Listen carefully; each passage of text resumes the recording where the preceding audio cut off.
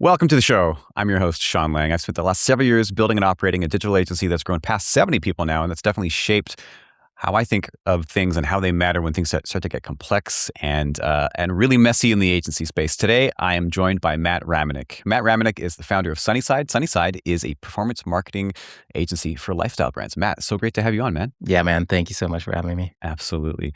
So, the classic question. Tell me a bit about your agency. Yeah, so the short version is I spent close to 20 years or so on the brand side. I never worked in an agency prior to starting Sunnyside. I worked in action sports, music, retail. And in that time, though, I hired, managed, and fired a lot of agencies. And so a lot of these were enterprise brands. So I worked with probably a dozen or so different agencies, big and small.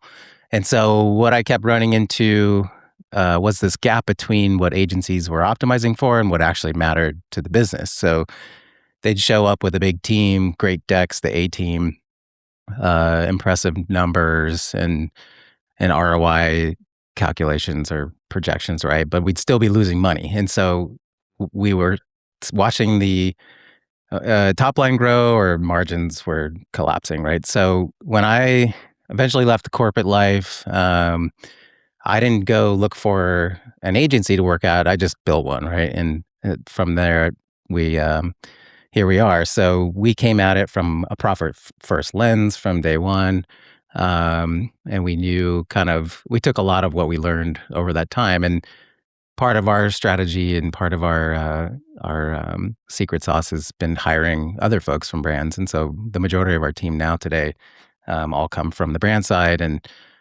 we have a nice balance, right? And so we work with similar types of brands that we come from: outdoor, action sports, apparel, direct to consumer. And so the thing that we're really focused on is building great relationships with these folks and really becoming embedded in their team, and that's served us really well. I love the approach of actually staffing your team with people who come from that world. I mean, I've seen that sort of play out in my own agency, but what is the difference that you found in people who have actually been in-house in those brands versus people who maybe just have like general marketing knowledge? Yeah, it's a great question. And one of the things I learned really quickly is that they tend to over deliver, right? Which is like a good and bad thing, because you get people who tend to get stuck on a particular problem and go deeper than maybe others might. And so that takes some muscle building for some folks to get and to learn how to delegate amongst themselves. And so I think that was the biggest thing. And but it's easily overcome, I think, as you start to really get in the weeds with them and start. And that was the thing for me too. I mean, I started the agency with just like a couple of folks, and so we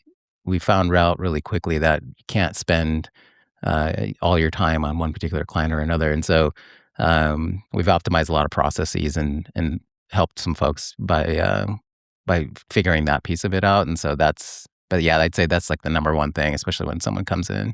Yeah, that mirrors my experience as well. How have you gotten around I don't want to say the classic issue, but it's something that I've experienced more than one time, where somebody comes from the brand side to the agency side and they are not used to splitting their focus among like 5 or 10 brands versus like just the one that they've been pouring their blood, sweat, and tears into for the last 5 years. Yeah, I mean, it's one of those things where you kind of have to show them the process and really because backing up, like internally in-house, like a lot of times there's no process. You don't have like an SOP for delivery of a campaign brief or, building out a go-to-market plan or something. So I think that's the biggest learning curve, is helping folks to settle in on following a process, but also building their own and like helping to coach them on what that looks like. It's easier said than done, though. It takes a while, and for a while, even with us, like we were the worst at it. A lot of the work we were doing was kind of bespoke by client, and we were doing way more than we probably should have for what we were getting paid. But over time, we've definitely evolved, and we've done so much work on it now that when someone new comes in, they're actually stepping in now to a pretty well established system, and And that's helped a lot, I think. You stepped out of the brand space and then you started an agency. As an entrepreneur, it can kind of seem like, well, that was the obvious choice. But in most cases, people don't just start an agency. Was that planned? Did you see an opportunity and you kind of went for it? Like how did that sort of process happen? Yeah, it was. Okay, so to set the stage, I was working at PacSun at the time. I was overseeing e-com and digital. PacSun, huge business, big enterprise retail brand, and I had built a lot of relationships throughout my career, just in surf industry and helping a lot of other folks. And so I was doing some consulting work on the side. So I was actually working nights and weekends and helping out some people that I had worked with previously who had started their own brands or took on roles other places. And so I was sort of slowly building up this little practice on the side, and kind of got this idea after a while, like, there might be something here. Like I might be able to turn this into something. And then it got to the point where I was actually starting to farm work out to other people. And I was like, okay, now we've really got something going. So I got laid off just prior to the pandemic. And so it was kind of like the universe like just made the decision for me, because 3 or so weeks after I got laid off, half the company got furloughed, no pay. And so I was very fortunate. I had a little bit of a parachute to kind of take me through some of that time. And so I spent a little bit of time figuring out a positioning, continue to do some consulting work that I had already built up. And then those early consulting clients became our first clients. So that was like a nice on-ramp to getting the agency established. And was really intentional in the beginning about trying to position ourselves well and think about our ICP and really who we serve, and the look and the feel and everything that you see like on our website.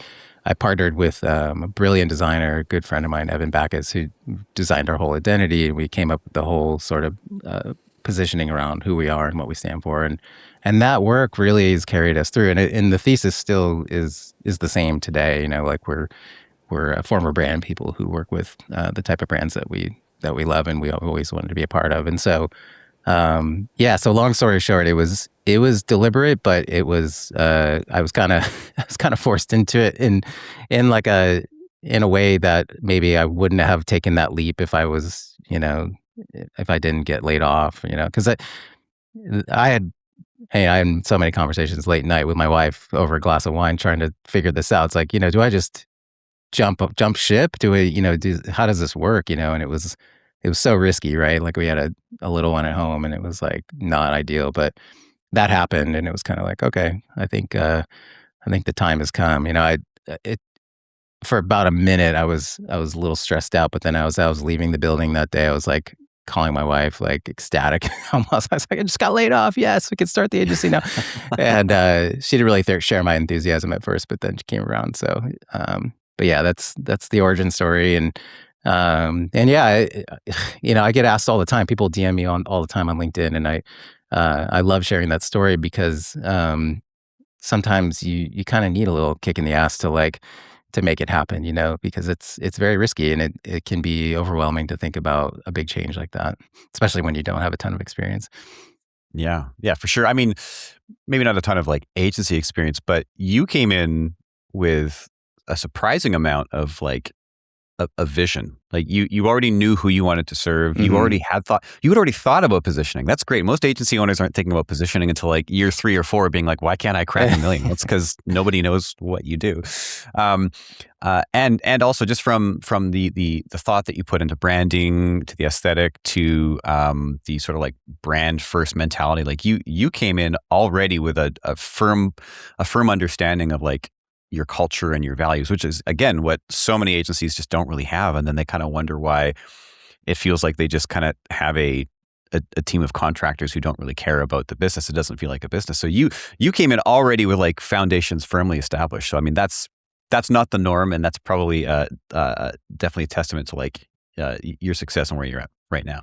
I think so. And I kind of always knew though that we had to make ourselves seem a lot bigger than we were.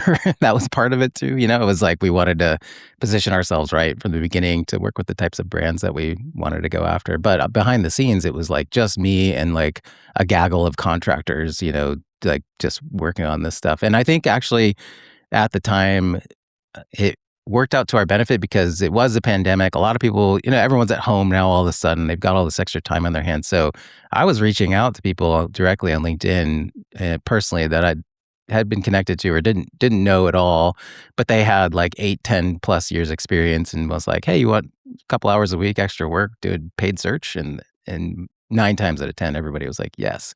So that was a big part of it as well, is like getting people who had a ton of experience and putting them in front of brands that maybe wouldn't have been able to afford that type of support with like another agency for the size brand that they were. So that was another piece of it. And I think that helped with the optics a lot, which was, hey, like we're a team of only A players, we don't have like a bench or anything. Yeah, I love that. At what point did it start to feel, I mean, it sounds like it looked like an agency from the start, but at what time for you did it start to feel like, okay, all right, this is a legit agency? Probably a couple years ago, I think it was when I was able to start getting out of the day-to-day as much and just doing everything and really being involved in the client work, and started to take on more selective client work with a few here and there. And when we were able to scale enough to get the type of resources in that could handle more of the deep strategic work and the day-to-day client-facing work, that was a big turning point. And it took taking a pay cut. It took like an intentional decision of, I know that I need to work on the business and not in it all the time, and if we're going to grow and if this thing is going to have longevity. And so that was a big turning point. And I think to this day, it really has served us well because, yeah, I mean, it wouldn't be sustainable if it was just me and like, having to handle delivery every day, but also trying to figure out, how we, managing our P&L and what's our marketing plan and what's, how are we doing outreach? Like all those things have to be done, but part of my thing is just that, I have 2 kids and I have a family, so I don't like to work late at night. I don't like to work on weekends either. And so for me, it was more about like, hey, we need the right resources. And so that was a big turning point. I remember those. I remember those days well for myself as well. What did you find more in the early days? What did you find to be sort of one of the more challenging things that you came across just building the agency? Yeah, I mean, there's a few, but one of the biggest ones was just, how do we go find new clients? Like, what is the sales process like, and what is that? Because coming from brands, like that was like a muscle you didn't have. Like, I wasn't. We've always kind of been really intentional about how we do things, and so I wasn't going to go just hire a salesperson or like, figure out some biz dev process that was someone else's playbook. And so that is and still is probably one of the hardest things, and really like what it came down to was just putting in the hard yards of sharing helpful insights and content, and really having a good sense of what problems people are facing and genuinely trying to help them solve it. And I think that was a learning experience for me and still is. But that was probably one of the biggest ones, was just how to develop a machine to be able to do that and do that consistently. Yeah, if there's one thing being an agency owner forces you to do, it's learn how to sell. And you find out that you are kind of like, you are the salesperson for a while. I mean, did you ever end up actually hiring salespeople, or do you still handle sales? No, it's just me now, with support from the team. So I'm a big fan of Blair Inn's work, and I talk a lot about like selling expertise over here. And I've had the team like read some of his work too. And so when we come into like a new engagement, it's very much from the point of view of like, hey, like whether or not this works out, like we just want to help you. Like, what is, what's your vision? Where are you trying to be in 6, 12 months from now? What does that look like? And then how do we help, get you from here to there and bridge that gap? One of the loudest needs that I hear from a lot of agency owners, whether it's founded or unfounded. In most cases, it's usually unfounded because they're not positioned right or positioned at all. But for someone like you who's thought about positioning since day one, where is like your greatest source of opportunities and leads? Great question.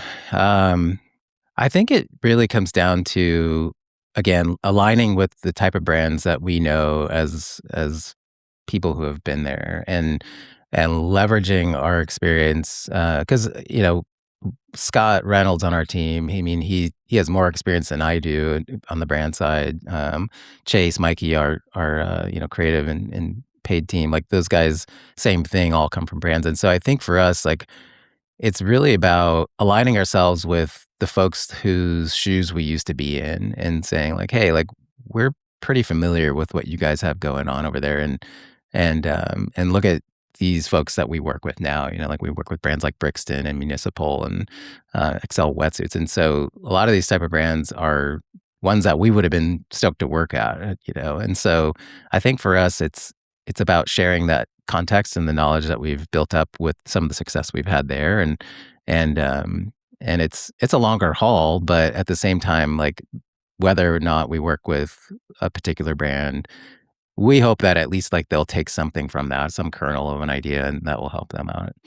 It's so classic that one of the most important, I think, keys to success in the agency space really is just the people, right? Is getting the right people, is building the right team, which is so funny because so many people start agencies just thinking like, just do the work and everything. No, it's like, it's people first. And again, you've done a very good job of that.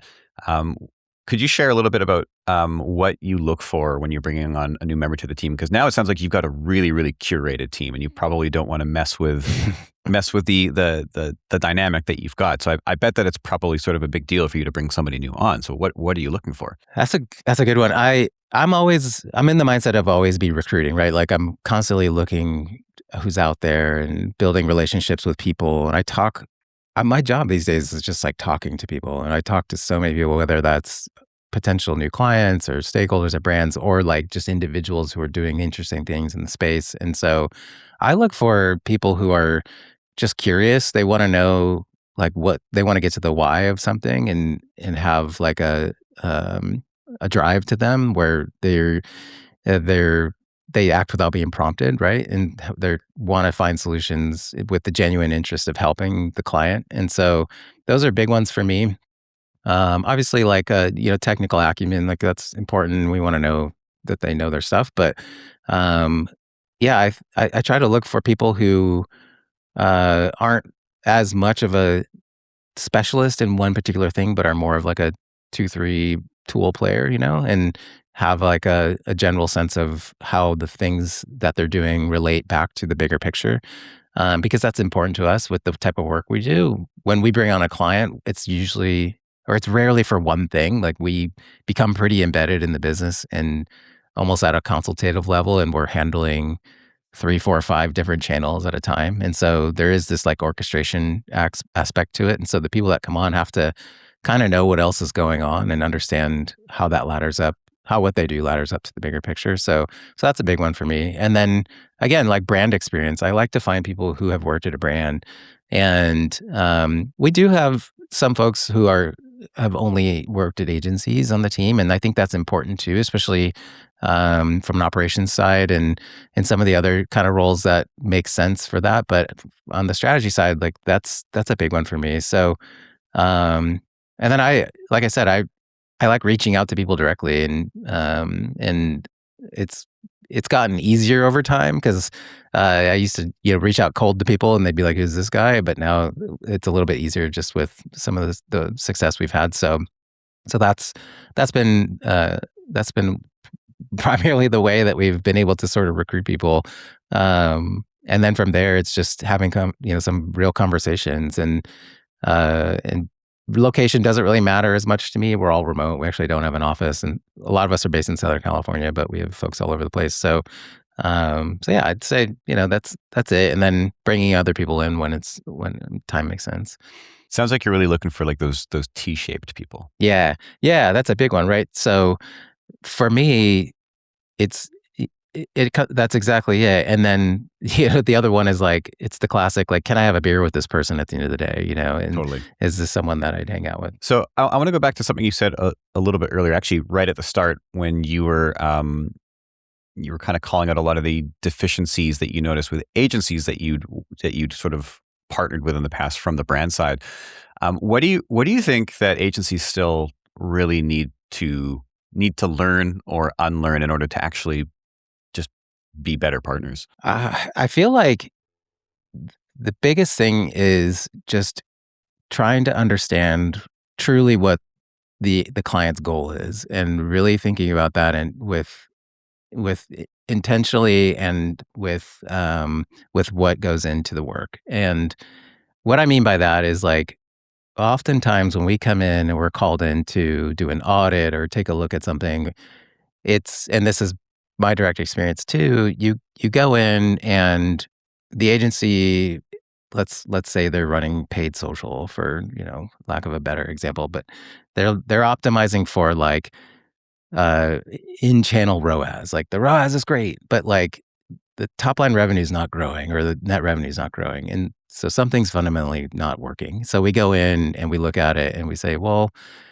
this is this account is optimizing towards targeting repeat past customers. Like, you're not targeting anyone new. That's why your ROAS looks great, because these people have either already bought from you or are a warm audience. And so the agency's patting themselves on the back, but the brand's kind of looking at them saying, hey, like, this really isn't doing much. So it's things like that. It what truly is the thing that's going to move the needle for the brand? Like, what's the and I always say this, like, if we can get our key stakeholder promoted, like, what's that gonna take? And so just kind of being selfless, I think, with what their goals are. And granted, that's not easy to do. That's not the easy route for a lot of agencies, and it takes a lot more work, and it tends to be a little bit more tedious, right?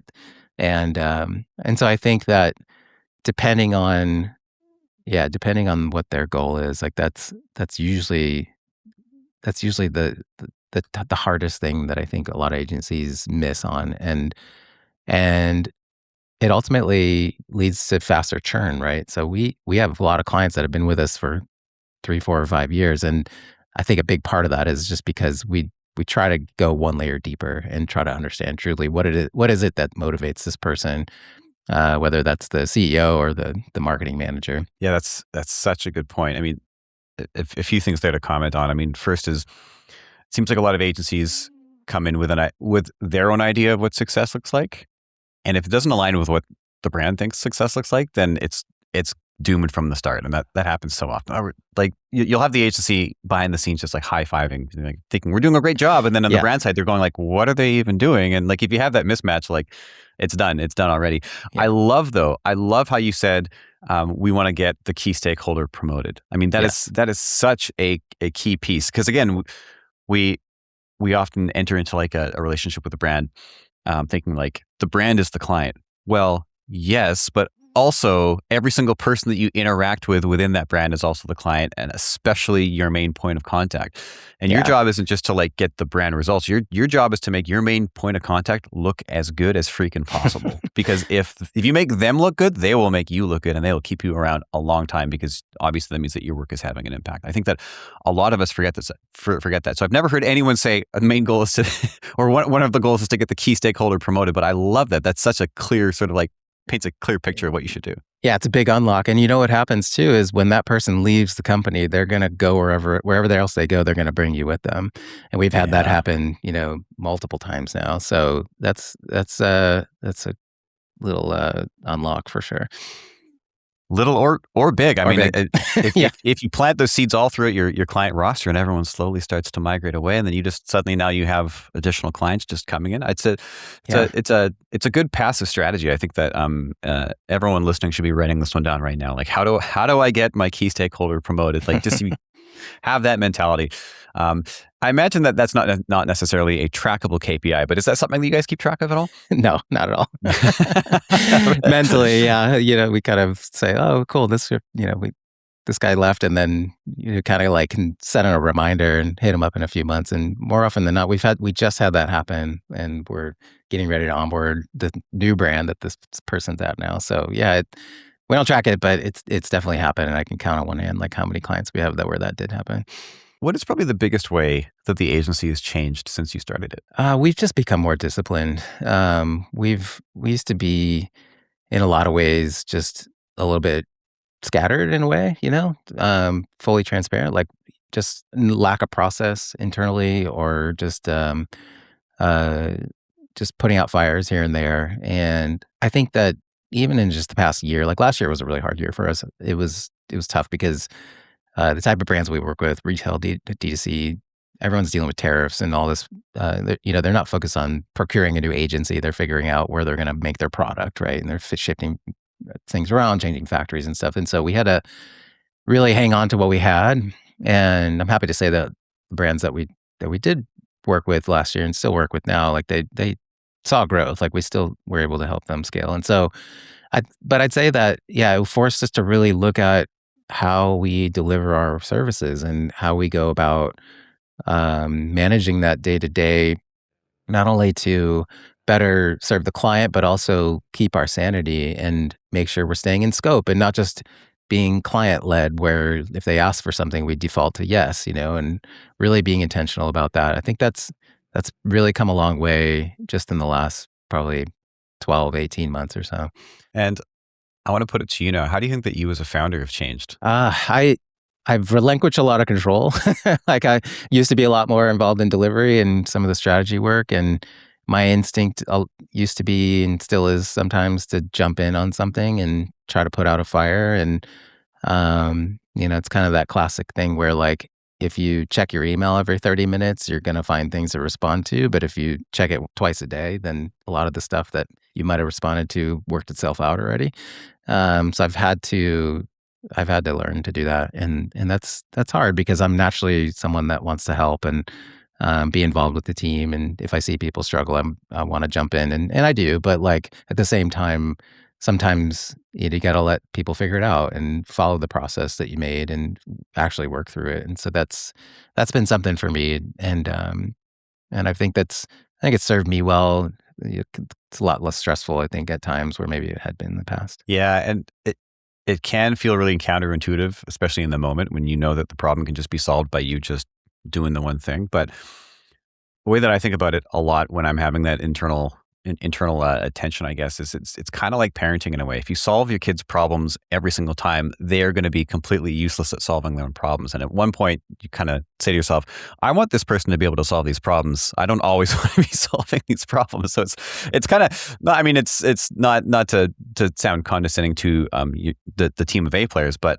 it is kind of I think a bit of a similar mindset. Like I hired you because you're really, really good. And I fully believe that if I just leave you with it, I think that you'll find the solution. Absolutely. Yeah. And I guess for you, like with where you guys have scaled to now at this point, like what has been kind of the biggest change for you? And same question. So I went from, co-founder, so it was just the two of us, to then, team of 25, to we had about 35, and I was COO until about 35 people. And at that point, the people that we were bringing in were more organized than me, and they were better at certain things. And so at that point, I decided to sort of like step back and just get more into the general operations of the agency and just sort of like enjoy the fact that we had like a well-oiled machine. And now we're at somewhere around, on this podcast, I've been saying 50, but recently I heard the update. We're at 75 people now. And so you get to this point where you build this, if you build this culture of strong-willed, strong-minded, autonomous people, they just start to do the things better than you anyway. And you start to, you kind of check in thinking like, oh, there's going to be problems. And you check in and like, oh, there are problems, but those problems are actually being solved. And it would actually cause more complication for me to dive in and solve these problems. And it wouldn't be for them, it would be for me. And so I'm being selfish by actually sort of hopping in. And so that whole feeling of just like calming your own entrepreneurial anxiety, like if I don't do it, no one will. Well, no, I've actually put the people in place. And so actually, if I do it, then I'm actually just going to be pissing off a whole lot of people. So I'll just let them do it, right? Yeah. So it's definitely at that point, I found it's much more of a like a mental and emotional kind of shift in that, like, I was needed and now I'm not, right? Again, kind of Yeah. like parenting. At some point, our kids aren't going to need us anymore. Yeah. And that will feel weird. That will feel like, but I could, but I won't, but I could, but I won't. Yeah. So, yeah. Yeah. That's awesome. Well, hey man, this has been a fantastic conversation. Yeah. This is one of those ones where I feel like we could keep talking, but 30 minutes is roughly where we cap it. So I just want to ask you one final question. Is there anything I didn't ask you that I should have? Oh man. Wow. That's actually a hard question. Um, I actually, yeah, the one thing is just like when, you going back to what you said earlier about really thinking about what our positioning was, where we were, where we are now. Just my message to people who are maybe considering starting an agency or have this idea that they want to start something is you don't need a manual. Like you can build without a manual. Like you can take a loose plan and you can initiate it and you can pressure test it now with how readily available so many tools and services there are out there to be able to execute. Um, the guy Mark Randolph, like who started Netflix, like they just put a CD in an envelope and mailed it to each other, and they go, okay, cool, this works. So, and then they started doing that, So just remember that you don't have to have a perfect plan. Like I took the time and tried to really be intentional about figuring out what I wanted to do, but in reality, I kind of went for it and figured things out along the way. So that's the advice I always give people is, you're never going to be ready. So you might as well just go for it. Just go for it and iterate and Yeah. everything will be good. Yeah. Absolutely. Well, thanks for coming on. Where can people find out more about you and Sunnyside? Yeah, you can find me on LinkedIn, Matt Reminick, and our website is sunnysidecalifornia.com. Love to hear from you. Like I said, love chatting with folks and meeting new people. So yeah, hit me up. Awesome. Thanks, man. Yeah, thank you.